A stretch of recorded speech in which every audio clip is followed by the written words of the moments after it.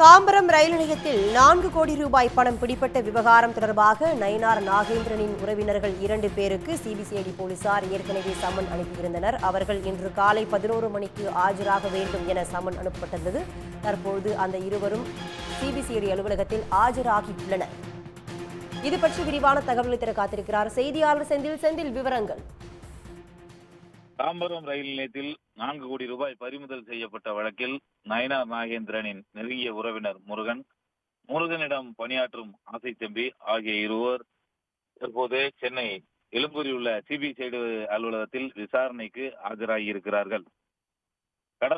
கடந்த மார்ச் மாதம் 26ஆம் தேதி தாம்பரம் ரயில் நிலையத்தில் நெல்லை எக்ஸ்பிரஸ் ரயிலில் 4 கோடி ரூபாய் பணம் பறிமுதல் செய்யப்பட்டது. இந்த பணத்தை கொண்டு சென்ற நயினார் நாகேந்திரனின் ஓட்டல் ஊழியர் சதீஷ், அதே போல அவரது சகோதரர் நவீன் மற்றும் ஸ்ரீவைகுண்டத்தைச் சேர்ந்த ஓட்டுநர் பெருமாள் ஆகிய 3 பேர் கைது செய்யப்பட்டு தாம்பரம் நீதிமன்றத்தில் ஆஜர்படுத்தப்பட்டு பிணையில் விடுவிக்கப்பட்டனர்.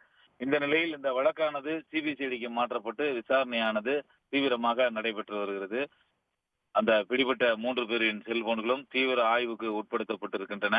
அதாவது கடைசியாக அவர்கள் யார் யாரிடலாமா பேசினார்கள், அவர்களை இந்த 4 கோடி ரூபாய் பணத்துடன் ரயிலில் ஏற்றிவிட்டது யார், நெல்லையில் யாரிடம் பணத்தை கொடுக்க சொன்னார்கள் உள்ளிட்ட விவரங்களை எல்லாம் போலீசார் கேட்டு விசாரணை நடத்தி அந்த தகவலை பெற்றிருக்கிறார்கள். நேற்று முன்தினம் இந்த பிடிபட்ட 3 பேரிடமும் சிபிசிஐடி போலீசார் கிட்டத்தட்ட 10 மணி நேரம் விசாரணை நடத்தியிருக்கிறார்கள். அதாவது சதீஷ், அவரது சகோதரர் நவீன் மற்றும் ஸ்ரீவைகுண்டத்தை சேர்ந்த டிரைவர் பெருமாள் ஆகியோரிடம் காலை 11:30 மணி முதல் இரவு 9:30 மணி வரை 10 மணி நேரம் விசாரணை நடத்தி அடுக்கடுக்கான கேள்விகளை கேட்டு அதற்கான பதில்களையும் பெற்றிருக்கிறார்கள். இந்த நிலையில் அவர்கள் கொடுத்த தகவலின் அடிப்படையில் தற்போது நயினார் நாகேந்திரனின் உறவினர் முருகன், இவர் பார் அதே போல ஓட்டல் தொழில் செய்து வருகிறார். அதே போல இவரிடம் பணியாற்றக்கூடிய ஆசை தம்பி ஆகிய இருவருக்கும் சம்மன் அனுப்பியிருந்தனர். அவர்கள் இருவரும் தற்போது ஆஜராகி இருக்கிறார்கள். இதே போல முருகனிடம் பணியாற்றக்கூடிய ஜெய்சங்கர் என்பவரையும் ஆஜராகுமாறு போலீசார் அறிவுறுத்தி இருக்கிறார்கள். அவர் முக்கியமான குடும்ப அலுவல் காரணமாக வெளியில் இருப்பதால் கால அவகாசம் கேட்டுள்ளார். செந்தில், தற்போதைய விவரங்களுக்கு நன்றி.